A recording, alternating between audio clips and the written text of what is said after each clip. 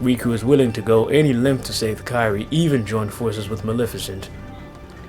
You treacherous bastard.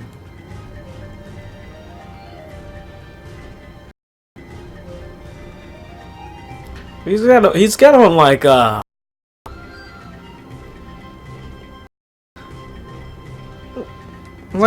jumpsuit pants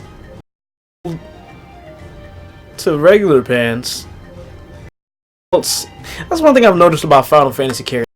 Have an affinity for belts, which I don't mind. I mean, for some reason, belts give you an edge as a character. I can see. I guess. Cute. He's doing all right.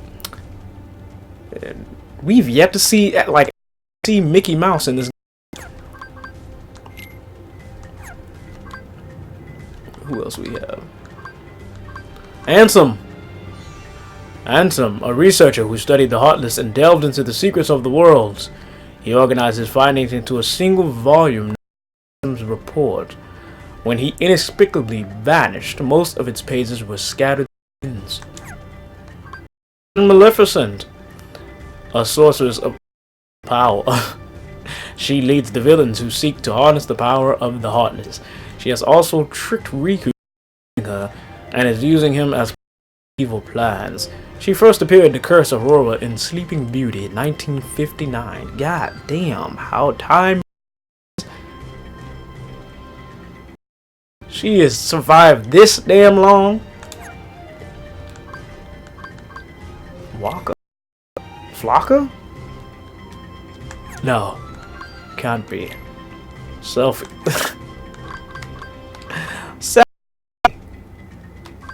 Cloud. Pluto. It's Huey, Dewey, and Louie.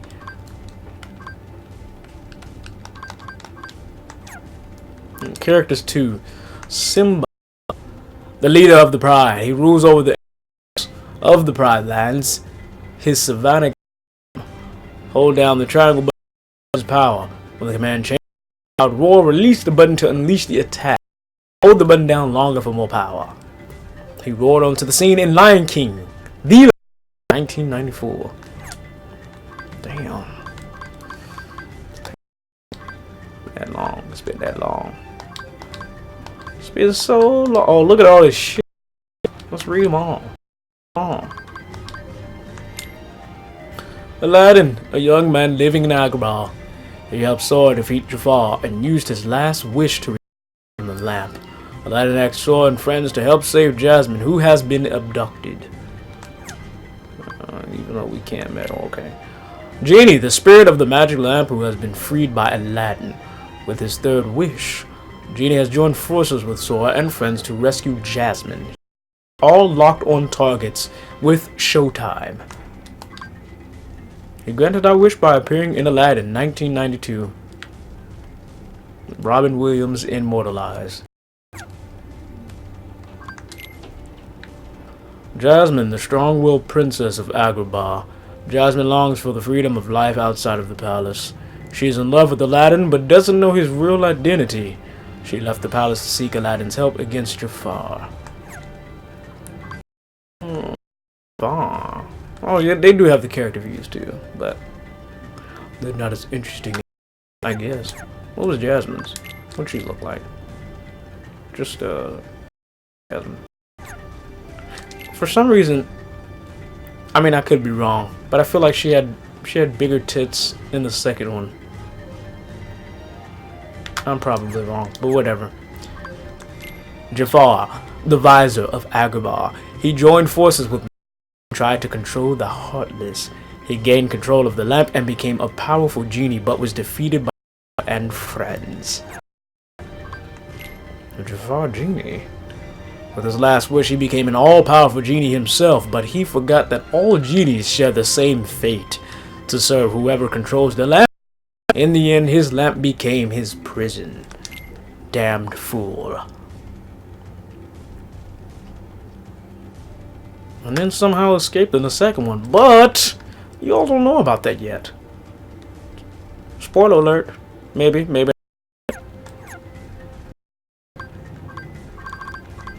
Boo! A that sidekick, Abu's size and ability make him valuable in tight spots. A weakness for jewels and treasure, and when he's around them, he can't think of anything else.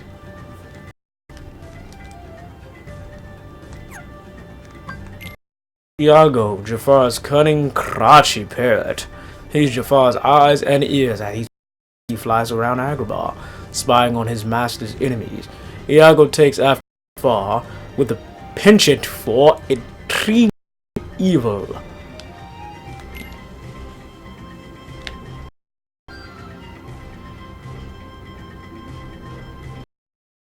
I'm not gonna lie, his voice, his original voice actor was one of the most annoying voice actors at the time. The guy's a great voice actor, but when I was a kid, I couldn't fucking stand his voice. I couldn't stand to hear it. I hated the shit.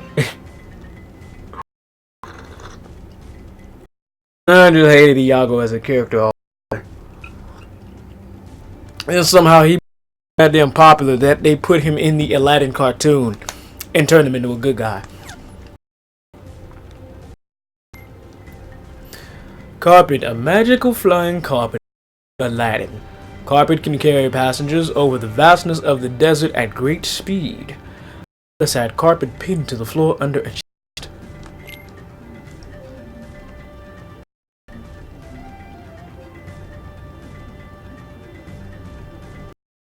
Very animated magical carpet. Pinocchio, created by Geppetto and brought to life by the Blue Fairy. He'd have lost his heart to the Heartless if I hadn't come to. Now he's living in Traverse Town with Geppetto and working hard to become a. There were no streets to him down in. That was 19. Really? Damn. There's no way. Like, we're talking about the original cartoon. Like the very first Pinocchio Disney. There's no way. I swear it was just yesterday. I just watched this movie. Geppetto, the kind, gentle clockmaker, saw and friends him escape from Monstro's belly. These living in Traverse Town. Forward to the day Pinocchio becomes a real boy. I mean, why would you really want him to do that? I mean, he'd get scarred up. He'd eventually die. I mean, all kinds of things happen to him. Technically, I mean, like, if he were to trip and to scrape his knee, you can fix that. You're a sculptor. You'd be able to do whatever the hell you want. You're not a doctor.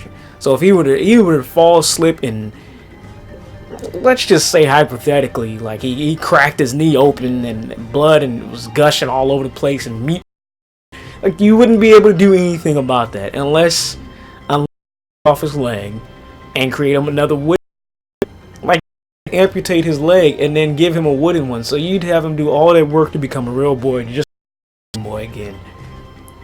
But that's your life. You live it. You do what the hell you want to.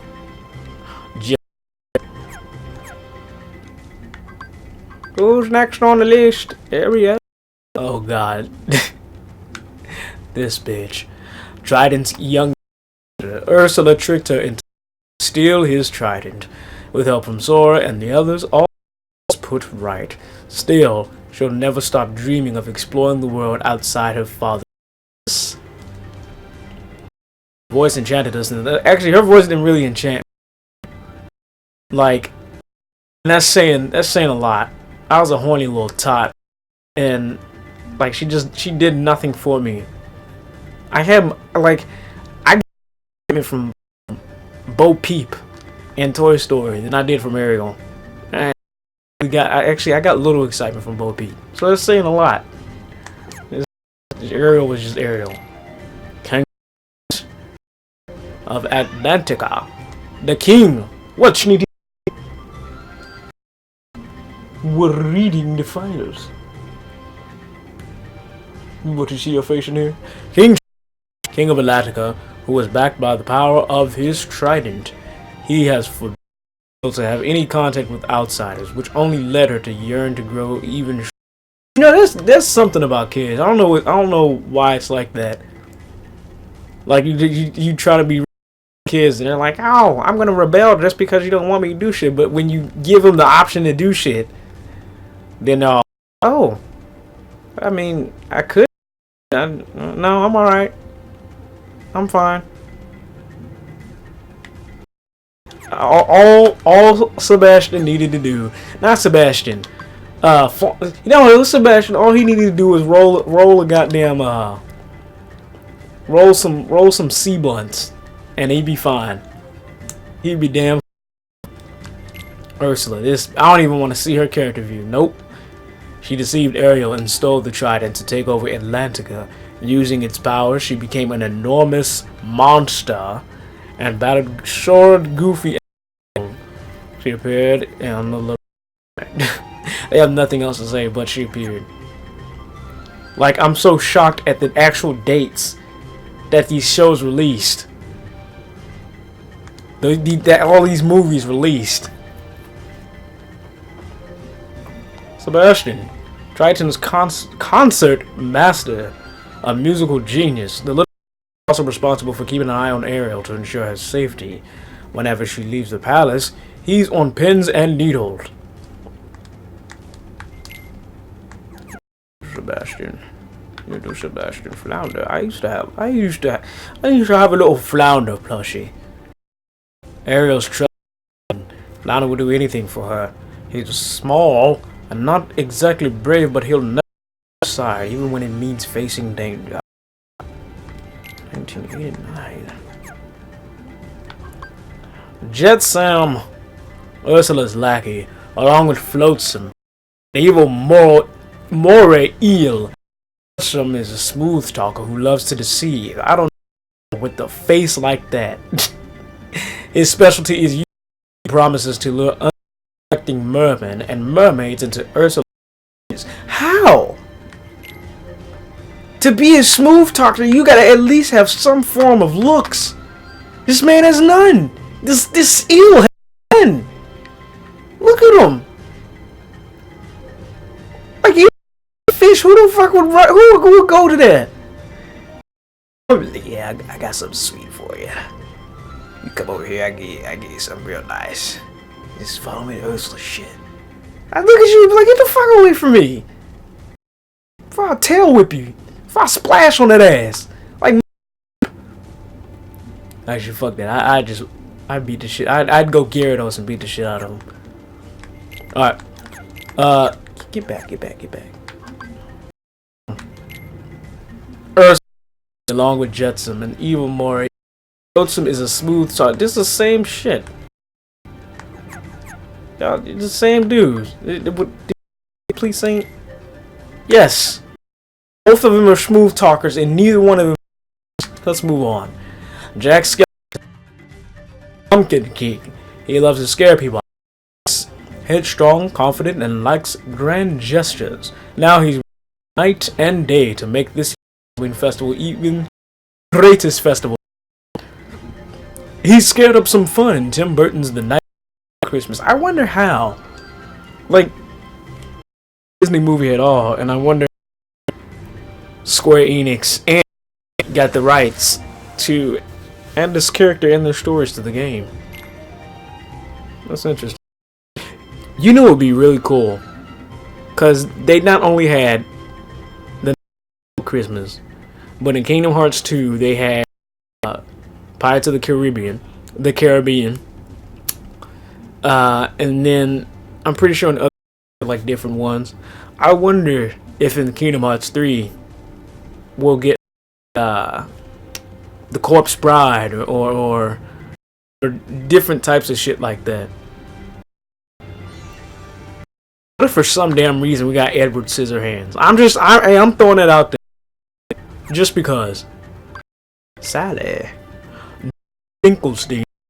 She's patched together from parts that sometimes come off and move about. She loves Jack and tries to steer him in the right direction, though it doesn't always work. Sally.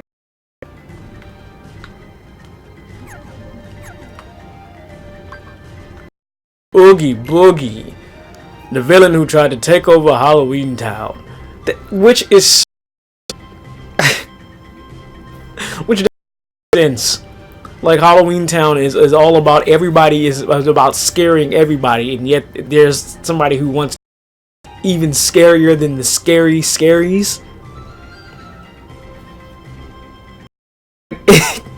Technically, everybody over there is supposed to be, well, the heart he stole from Dr. Finkelstein to Heartless and resulted in his doom.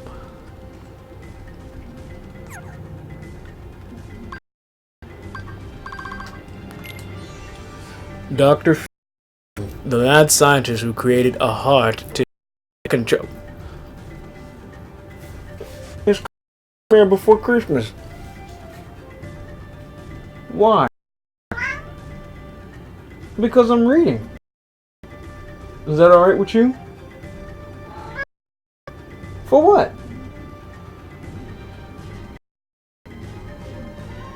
Okay. The mad scientist who created a heart to help Jack control the Heartless died. Sally is another of his creations on the lab, but she'd much rather spend time with Jack. No, Sally is the one who likes Jack. They're never. No, not like you and Panini. They're just like they mate all the time.